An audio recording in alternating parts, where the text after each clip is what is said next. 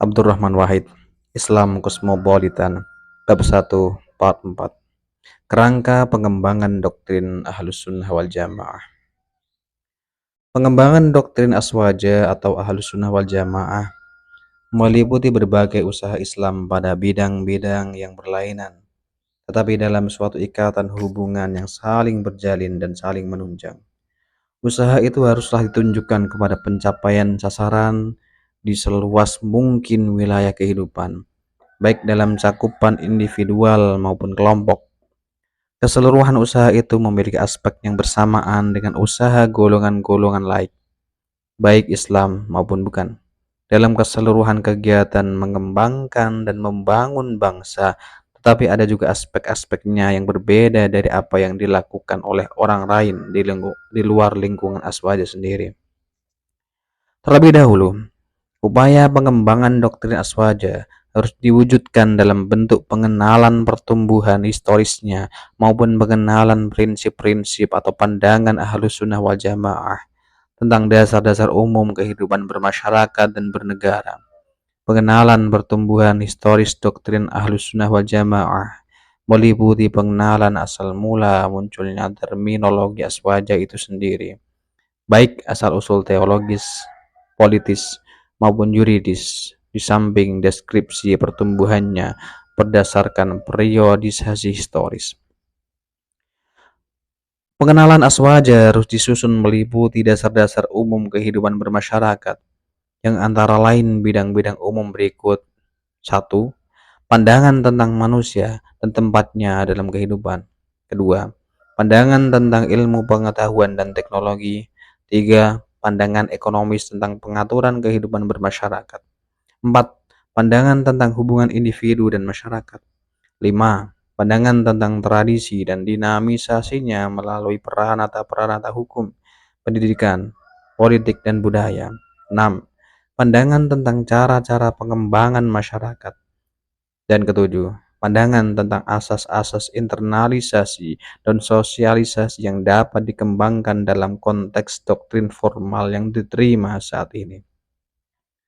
Secara terpadu, kesemua pandangan di atas akan membentuk perilaku kelompok dan individual yang terdiri dan sikap hidup, pandangan hidup, dan sistem nilai yang secara khusus dapat disebutkan sebagai watak hidup Ahlus Sunnah wal Jamaah. Pengenalan pertumbuhan historis Aswaja. Upaya ini meliputi pengkajian semua perkembangan kesejarahan Islam, karena pada hakikatnya perkembangan itu adalah sejarah Aswaja sendiri. Di samping pengkajian yang bersifat umum, upaya pengenalan ini harus juga meliputi pengenalan hasil-hasil studi wilayah tentang pertumbuhan Islam di kawasan-kawasan semenanjung Arabia, Afrika Utara, Afrika Barat, Afrika Timur, Balkan, Andalusia, Asia Kecil, Asia Tengah, anak benua India, Asia Timur, dan Asia Tenggara. Studi-studi wilayah area studies itu akan menampilkan karakteristik tiap-tiap kawasan dalam manifestasi kehidupan beraswajanya sendiri. Perbedaan antara intensitas peribadatan antara kesemua kawasan itu umpamanya akan memberikan gambaran tentang pola-pola kehidupan beraswaja yang memiliki spektrum lebar yang akan membuktikan universalitas aswaja.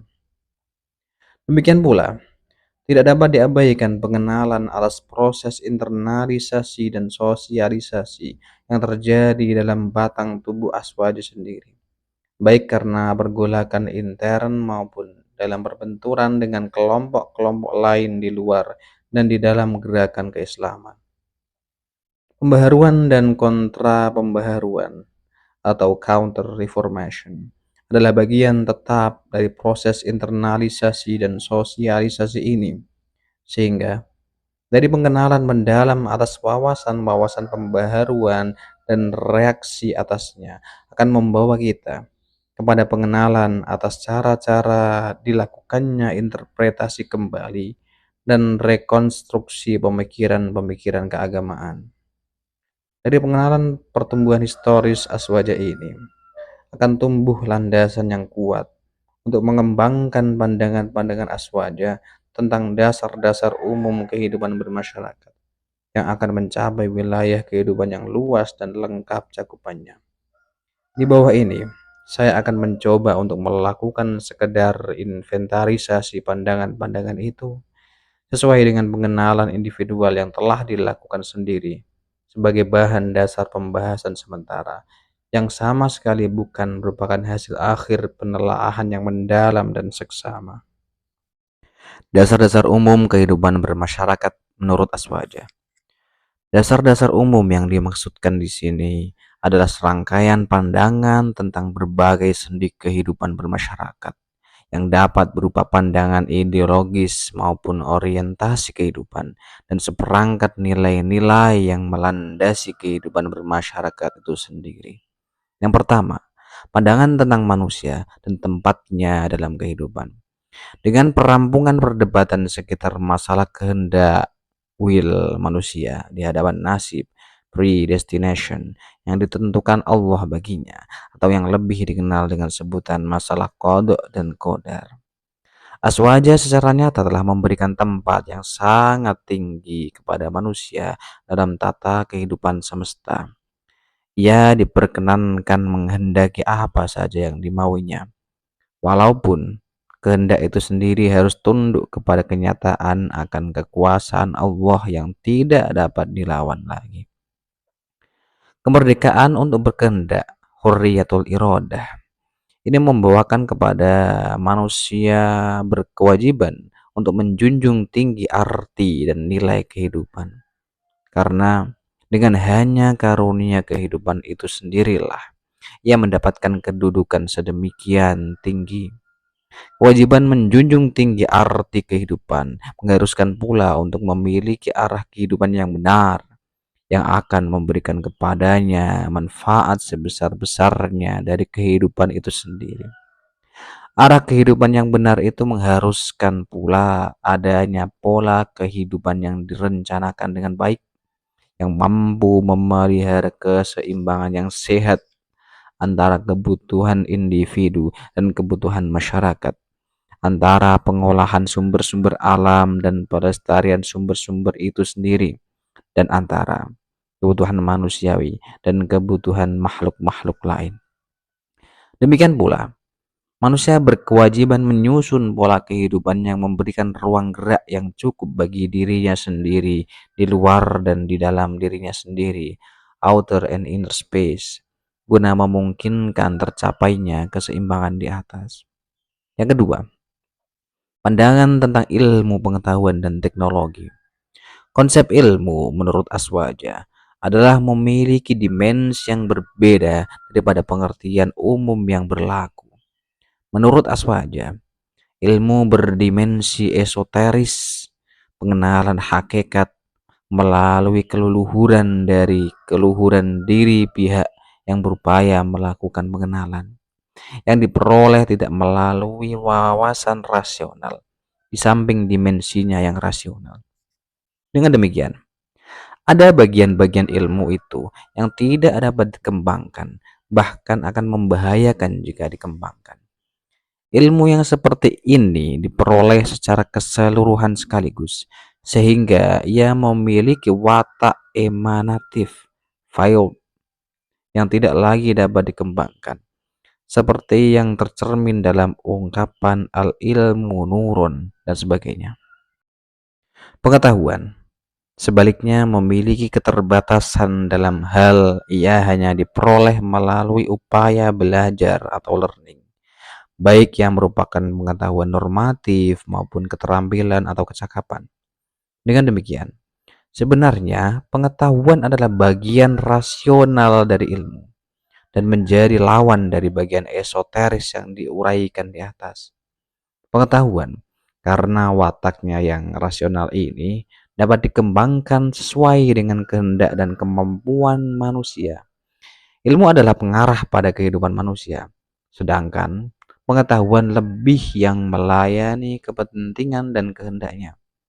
Kedua-duanya mendapat tempat sendiri-sendiri dalam visi kehidupan Aswaja dan dianggap bertaraf tinggi, walaupun Masih ada perbedaan tingkatan ketinggian antara keduanya. Penyatuan ilmu dan pengetahuan akan membentuk watak kehidupan manusia yang memiliki arah yang benar menuju kesempurnaan diri di sisi Allah Subhanahu wa taala. Tetapi juga masih diabdikan kepada kepentingan manusia itu sendiri. Sebagai buah dari ilmu pengetahuan, teknologi merupakan bagian lain dari proses manusia mempelajari dirinya. Karena dengan teknologilah manusia baru bisa mengerti hingga di mana batas-batas kemampuannya untuk mengatur diri dalam kehidupan bersama, baik antara mereka sendiri maupun dengan makhluk-makhluk lainnya yang memelihara asas keseimbangan hidup yang telah diuraikan di atas. Teknologi dengan demikian memiliki tugas untuk melestarikan kehidupan dan bukan sebaliknya. Demikian erat kaitan antara teknologi dan pengetahuan, sehingga wawasan pengetahuan untuk mencari pendekatan sejauh mungkin kepada Allah, di samping tetap diusahakan pemenuhan kehendak manusia, berlaku juga bagi teknologi. Dari visi yang dikemukakan di atas, kita lalu mengetahui bahwa peradaban Islam sedang mengalami kebangunan dan kebangkitan kembali. Kekayaan warisan yang ditinggalkannya selama ini dari kedalaman penglihatannya atas tempat hakiki manusia dalam kehidupan hingga kepada toleransinya yang begitu besar, membuat kaum muslimin lalu memiliki landasan berpijak yang sangat kuat dalam mengarungi proses kebangkitan kembali itu. Warisan materialnya dari konsep-konsep arsitektural yang menangani kehidupan secara keseluruhan hingga gagasan-gagasan ekonomi yang lebih menjamin kelestarian hidup, memungkinkan kaum muslimin untuk menoleh dari masa lalunya, berubah semangat Islam yang sebenarnya dalam menghadapi tantangan justru dibawakan oleh kehidupan itu sendiri. Kesanggupan peradaban Islam dan kemampuan untuk meramu sebuah peradaban baru di masa lalu dari warisan peradaban-peradaban Mesir kuno, Mesopotamia, Asia Kecil, Persia, dan sisa-sisa Helenisme Yunani kuno memberikan petunjuk bagi kaum muslimin untuk meramu keluhuran hidup yang dinamis dan berkeseimbangan dari peradaban-peradaban yang ada sekarang, yang umumnya telah menjurus kepada perbudakan teknologi dan mesin atas manusia, seperti yang dipadukan dengan sempurna oleh Charlie Chaplin dalam The Great Machine dan George Orwell dalam 1984-nya.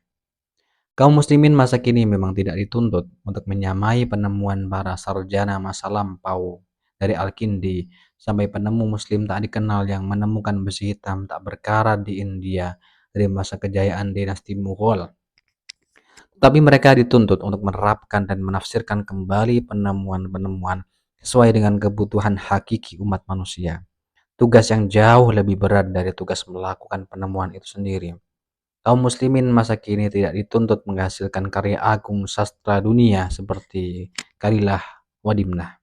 Tetapi mereka diberi kemampuan untuk memberikan arti baru kepada kehidupan melalui karya itu. Yang juga bukan tugas lebih ringan, yaitu meneruskan tradisi secara dinamis, jauh lebih berat dan sukar daripada membuat tradisi itu sendiri. Kaum muslimin masa kini tidak dituntut untuk mendirikan aliran-aliran hukum Islam seperti madhab-madhab fikih yang empat atau aliran teologi Islam seperti madhab Tauhid al-Asy'ari dan al-Maturidi ataupun al-Ghazali. Tetapi mereka diharuskan menerapkan secara kreatif ketentuan-ketentuan yang diletakkan ke semua madhab itu dalam situasi kehidupan yang modern. Sebuah proses penafsiran kembali yang jauh lebih sulit dari mendirikan ke semua madhab itu sendiri. Dari kemampuan kaum muslimin masa kini untuk memenuhi kesemua tuntutan di atas dan menghindari tuntutan-tuntutan semu yang tidak begitu berarti banyak bagi upaya melestarikan kehidupan, justru bergantung corak wawasan kemanusiaan dari peradaban Islam yang sedang bangkit kembali dewasa ini. Kalau kaum Mu'tazilah pernah menjulangkan nama Islam dalam sejarah dunia dengan visi humanismenya yang segar dan kreatif selama beberapa abad lamanya, maka kaum muslimin kini dituntut untuk merumuskan kembali arti Islam bagi kehidupan yang mengalami begitu banyak perubahan dengan cepat, memiliki begitu aneka ragam tantangan dan kemungkinan. Dari kemampuan memenuhi tuntutan inilah akan ditentukan dimensi dan kerangka kebangkitan kembali peradaban Islam dalam masa depan yang tidak terlalu jauh lagi. Yang keempat, pandangan tentang hubungan individu dan masyarakat. Karena tingginya kedudukan manusia dalam kehidupan semesta, maka manusia sebagai individu harus memperoleh perlakuan yang seimbang dengan kedudukannya itu. Individu memiliki hak dasar yang tidak dapat dilanggar tanpa meremehkan arti dirinya sebagai manusia. Hak-hak dasar itu yang dalam konteks lain disebut hak-hak asasi manusia atau HAM, menyangkut perlindungan hukum, keadilan perlakuan, penyediaan kebutuhan pokok, peningkatan kecerdasan, pemberian kesempatan yang sama dan kebebasan untuk menyatakan pendapat, keyakinan, dan keimanan, di samping kebebasan untuk berserikat dan berusaha. Dalam mewujudkan semua haknya itu, individu haruslah mampu melihat keterbatasan masyarakat di mana ia hidup untuk menyediakan dan memenuhi kebutuhan semua warganya. Karena itu, setiap individu harus tunduk kepada asas pemeliharaan keseimbangan antara kebutuhannya sendiri dan kebutuhan masyarakat. Tetapi, ketundukan itu sama sekali tidak berarti adanya hak masyarakat untuk menangguhkan hak-hak dasar individu yang telah dikemukakan di atas. Bahkan, ketundukan itu sendiri mengandung arti kewajiban masyarakat untuk menjunjung tinggi hak-hak dasar itu. Yang terjadi karena penyerahan sebagian dari kebutuhan individu kepada ketentuan masyarakat menuntut pula perlindungan yang lebih jelas dari masyarakat itu sendiri kepada kepentingan warga masyarakat sebagai individu. Keseimbangan antara keduanya hanya dapat dicapai melalui proses pengembangan kreativitas individual untuk sekaligus memenuhi kebutuhan sendiri dalam kehidupan dan tuntutan masyarakat atas individu yang diayominya. Pengembangan kreativitas ini mensyaratkan adanya peluang yang cukup bagi individu untuk berpartisipasi dalam semua segi kegiatan masyarakat secara teratur dan bermakna. Semua literatur yang ada di kalangan aswaja jelas sekali menunjuk hak untuk berpartisipasi, seperti terlihat dalam tekunnya para cendekiawan aswaja di masa lampau untuk merumuskan persyaratan-persyaratan menjadi hakim, syurutul qadha, pemeriksa keuangan, syurutul muhasib, dan seterusnya. Keseimbangan hubungan antara individu dan masyarakat ini menuntut pula adanya kemampuan untuk menumbuhkan moralitas individual yang serasi dengan keadaan yang sedang dialami oleh kehidupan masyarakat itu sendiri. Ini berarti pula keharusan untuk menyantuni mereka yang kurang beruntung dan bernasib malang dalam artian seluas-luasnya, termasuk memperjuangkan hak-hak dasar mereka dan memenuhi kebutuhan pokok mereka. Kesadaran untuk selalu memikirkan kepentingan bersama harus selalu dikembangkan untuk memungkinkan tumbuhnya moralitas individual yang seperti itu. Di samping untuk memungkinkan tumbuhnya etos sosial yang dinamis dan kreatif. Yang kelima, pandangan tentang tradisi dan dinamisasinya. Tradisi merupakan warisan yang sangat berharga dari masa lampau yang harus dilestarikan sejauh mungkin tanpa menghambat tumbuhnya kreativitas individual. Tradisi merupakan persambungan yang tidak dapat begitu saja dihilangkan tanpa menimbulkan akibat-akibat besar bagi kehidupan individu dan masyarakat, terutama bagi tujuan menciptakan pola kehidupan yang melestarikan sumber-sumber bahan, daya, dan tenaga. Tetapi, tradisi itu sendiri harus didinamisir guna menghindarkannya dari kebekuan dan kelambanan yang akan menghambat kreativitas individual. Sesuai dengan wawasan ilmu pengetahuan yang dimiliki Aswaja yang telah diuraikan di atas, asas pengembangan tradisi itu harus dilaksanakan dengan jalan menumbuhkan kebanggaan bertradisi yang dilakukan dengan cara-cara dewasa dan tidak terlampau berbau idealisasi norma-norma yang beku dan statis belaka.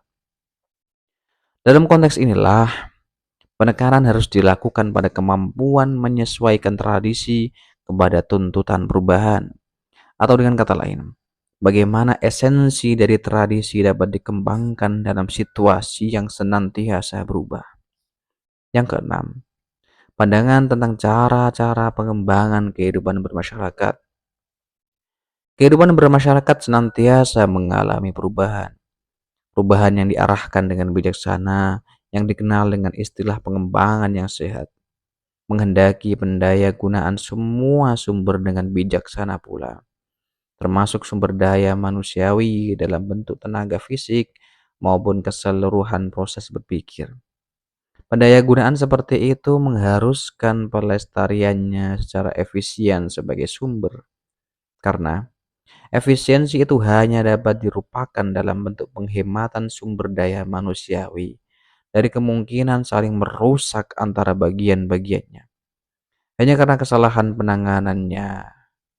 Oleh karena itulah, proses persuasi dan diversifikasi gagasan merupakan bagian yang tak dapat diabaikan dalam pendaya gunaan sumber daya manusiawi secara efisien. Betapa tidak rapi dan tidak berketeraturan sekalipun proses itu.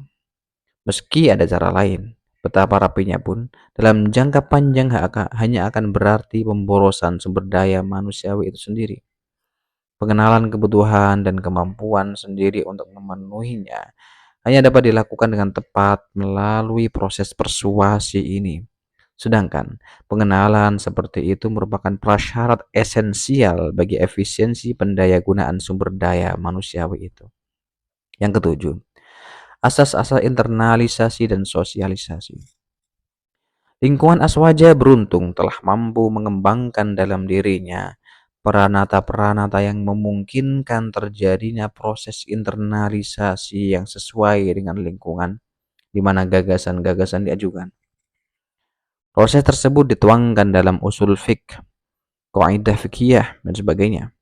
Untuk memanfaatkan peranata-peranata itu secara optimal, perlulah dikembangkan pendinamisannya dengan cara memasukkan unsur-unsur pelengkap yang baru, seperti pemastian tempat kehendak masyarakat yang berwatak dinamis dalam proses itu sendiri, yang dapat diumpamakan dalam bentuk penyertaan opini masyarakat dalam mekanisme kaidah fikih, seperti kaidah al-'adah muhakkamah. Adat kebiasaan dapat dijadikan kaidah hukum dan sebagainya. Proses sosialisasi hasil internalisasi yang telah didinamisir dapat dikembangkan pula dengan mendaya gunakan forum-forum keagamaan seperti pengajian, musyawarah hukum agama, pendidikan agama, dan sebagainya. Bagi keperluan membicarakan hal-hal yang perlu diinternalisasikan secara dinamis, seperti dalam hal penggunaan semua forum di atas untuk meningkatkan kesadaran akan perlunya orientasi baru bagi pembangunan, dan seterusnya. Jalinan dinamisasi proses internalisasi dan pemekarannya melalui pendayagunaan forum-forum keagamaan ini akan membawa kepada tumbuhnya budaya baru yang memungkinkan terjadinya peletakan dasar-dasar kreatif dalam beraswaja.